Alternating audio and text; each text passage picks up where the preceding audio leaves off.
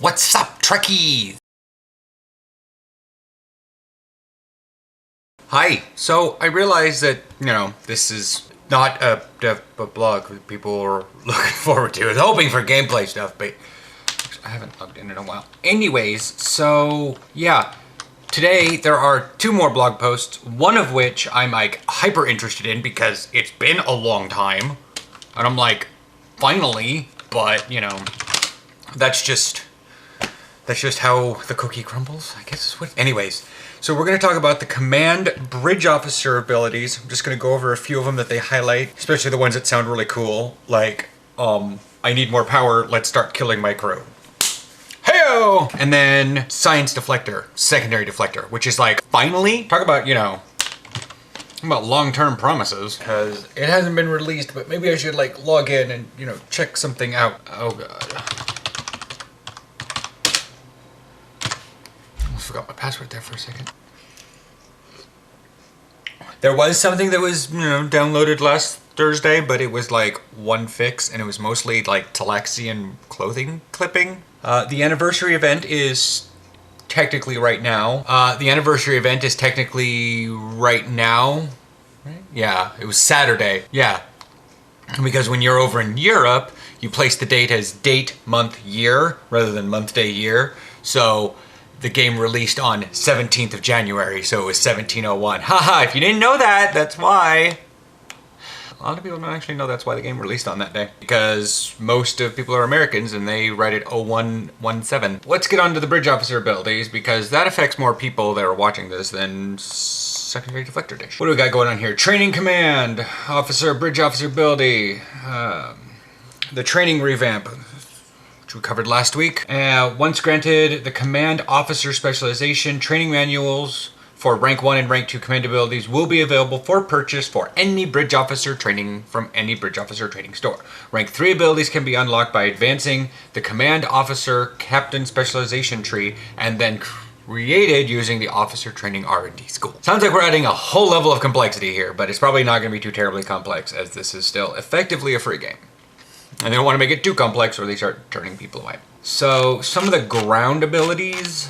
Okay. Delegated Devastation. It says you grant your entire team a damage bonus with energy weapons at the cost of setting your own weapons offline for several seconds. This could be good for, say, a healer, because they wouldn't necessarily use their weapons. I mean, they still would in ground, but you can focus on healing your party for several seconds, however long that is. It's like 10 seconds. But like in 10 seconds, you can pretty much go through the global cooldown of all your heals and make sure your party's healed while they deal bonus damage. A use for it. An engineer could probably be like, I'm going to set all my turrets down right now in this boss fight. As they start setting down their turrets, use Delegated Devastation, have all these tactical officers that are just like, pew, pew, pew, pew, pew, and like have no idea what they're actually shooting. It's just like, oh my god, I can tab to it, let's fire. Anyways, but then you could set down all your various stuff. Overwhelm shields. Mark a targeted foe to coordinate your ally's weapon fire.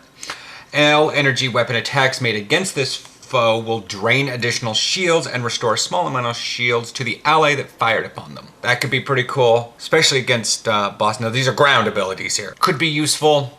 Hopefully, probably the more like elite ground things. Most people don't like ground. Sanctuary. Create a perfect respite on the battlefield for a short amount of time. While within Sanctuary field, you gain perfect stealth and heal over time effect. However, all abilities are disabled and your run speed is decreased. The field is large enough for allies to gain these same effects if they are very close to your position. That could be really cool, especially if there's like a devastating attack coming in. WoW has an ability like that. Power word barrier, something like that. I know, or monks have it, something like that. Confusing games here. And then there's something called Timely Intervention, which I think is like intervene for warriors on WoW. That's what it sounds like. Instantly rescue a nearby teammate from imminent defeat. Activate this ability to initiate a site-to-site transport port to the nearest ally that is below 50% health. So it's intervene, but Star Trek style. Space abilities. Call emergency artillery. Even the most battle-hardened commander can occasionally use the support of heavy-hitting bombers. Use this ability to summon a set of 3 attack craft that are equipped with heavy-hitting kinetic mortar barrages.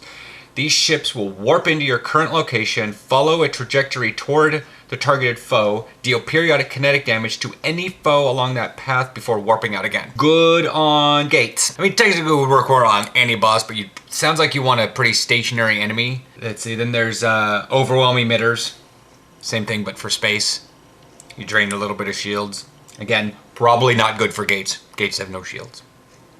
Good for tactical cubes. Or the city ships. The things that seem to never have shields that go away. And hopefully you can drain a little bit of those shields. Reroute power from life support. I love it so much.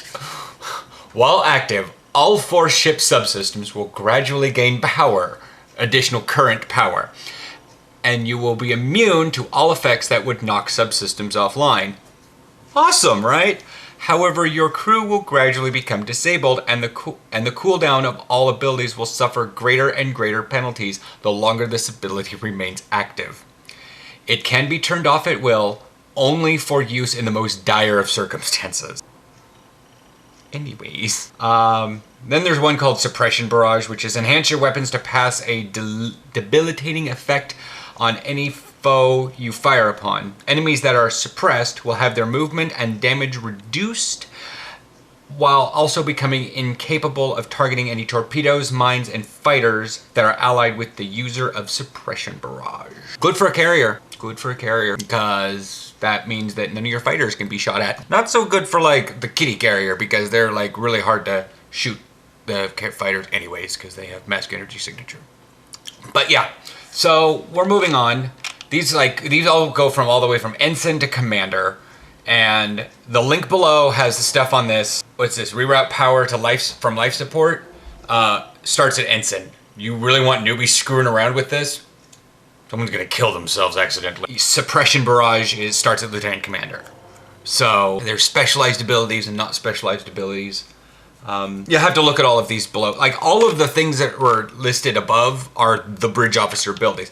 And they're all listed below with when you'll get them and what rank their rank is respective. Like Gravity Well 2 and 3 are lieutenant or are commander abilities, and Gravity Well 1 is a lieutenant commander ability.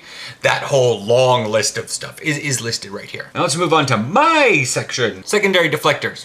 Been a long time coming. Like, they don't even say in here when they first talked about it. Why? Because they know it's been a long ass time. First time we saw one was the Dyson Science Destroyer. Let's check out the Star Trek Online wiki to see when that thing was available. That was for Season 8, devblog number 47. The ship was released with Season 8.5 on the 30th of January, 2014. It is currently the 20th of 2015. So, not quite a year. Been a lot of like complaining on the thing. What do we got here? All science vessels except for the baby one, the light science vessel. Wait. All science vessels, as long as it has sensor analysis and subsystem targeting. It will have a secondary deflector slot. This isn't going to be only relegated to tier 6 ships. This is going to be like the Vesta, the Deep Space Science Vessel, golf ball ship, and the science vessel. What is the tiny little like... I know what my ship is named, but I forgot what its actual class is. The other science vessel from Voyager. The one that was going all crazy. The Equinox. That one, the very first science vessel you can get. The light science vessel is the Grissom, or the, that. There are 3 types, and they're gonna have suffixes when you get, like, so there are 3 types. There's the deteriorating, the inhibiting, and the resonating. The deteriorating is one that will target of the debuff will suffer moderate radiation damage over time when using said abilities. Deteriorating is involved around anything that drains power or drains shields. Draining build. So Tachyon Beam, Charge Particle Burst, Titan's Rift, Energy Siphon. It says Viral Matrix is on here, but I'm like, Viral Matrix is more of a disabling ability, but okay. And then there's Inhibiting, which is your control abilities. So that's like Jam Sensors, Tractor Beam, and Repulsors, Scramble Sensors, Photonic Shockwave, and Gravity Well. And that one will cause the target of a control ability to suffer a burst of moderate burst of radiation damage after a short delay. So the other one is like a dot. As long as you're channeling these abilities or like in charge particle bursts, you'd be like, whoosh, and then they'll have a dot on them of radiation damage. With the inhibiting one, it's like you can tractor beam something and then boom, it'll have a short delay. And then resonating is for your healers. Resonating deflectors will reduce damage to the target's shields as well as improve effectiveness of incoming heals on the target for a short time. This effect stacks up to 3 times. This is all hazard emitters, mask energy signature, polarized hull, science team, transfer shield strength, and photonic officer. So if you have a lot of self abilities, then you may want to pick up the resonating one, just because it'll tend to help you more. It says obtaining secondary deflectors. Common, white, secondary deflectors can be purchased from the energy credit space equipment stores found on most ground social hubs. All rarities up to Mark 12 can drop from enemies as loot. All rarities up to Mark 12 can be crafted by players with the Science R&D School, which mine is at rank 16. Logging into Star Trek now. Computer's been real weird lately. Secondary deflector mods, all the little suffixes. Sensor analysis, it says minus defense. The enemy target of your sensor analysis ability will also receive a defense debuff that increases the effectiveness the longer you have the target under the effect. So not only do you do more damage, they will also take increasingly more damage. It's a defense debuff versus sensor analysis in and of itself is just a damage buff. See where this is going, especially if you happen to pick up, oh, I don't know, the space trait that allows you to do more damage the less health it has. Things are getting evil. Sensor analysis plus heal, same thing, friendly target. If you're a healer, might want to look for those. Sensor analysis damage improves the damage buff of sensor analysis when used on an enemy target. That's cool. Imagine if you can have plus damage and minus defense, as well as sensor analysis, as well as your space trait. Things are going damning. Precision subsystem targeting improves the chance for subsystem targeting abilities to knock the subsystem offline. And if you are like a draining build, like with a lot of flow capacitors, that could be kind of good. Although you probably want accelerated subsystem targeting. Reduces the recharge time of subsystem targeting abilities. Which is really cool if you have that bridge, if you have the duty officer that's an energy weapons officer, and they can just be like, oh, guess what? Half cooldown. No problem. No problem. So, yeah, I'll probably be looking for the subsystem targetings. I don't use sensor analysis nearly as much on smaller enemies, but I use subsystem targeting on cooldown, pretty much. So that's pretty much that. I'm eager for the secondary deflectors. Oh good, I am in my Vesta. Where is my subsystem targeting? Sick of this tray shit. Shields, engines, weapons. Why are you all screwed up? All right, research. For science, for beams, engineering. So yeah. Thanks for watching. I've been over this thing. It's like, so far I've been able to do 2 consecutive videos about dev blogs and that have been coming out, and it's just sort of like, when are you know, it says the anniversary event's coming up soon. Nothing showing up in my upcoming weekend. The calendar is empty. Oh, wait, there we are.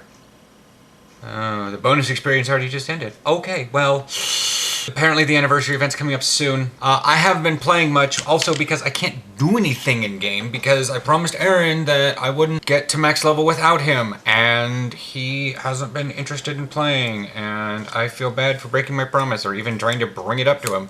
Oh, that's a relationship drama. Anyway, so yeah, catch you guys later. If you have any questions about, like, clarification on the secondary deflectors, even put them in yet? Nope. Hi! I will chat with you guys later. Any questions, comments, down below. I get like almost an immediate email whenever anybody comments. Sometimes it happens at 3 in the morning when I wake up. Bye.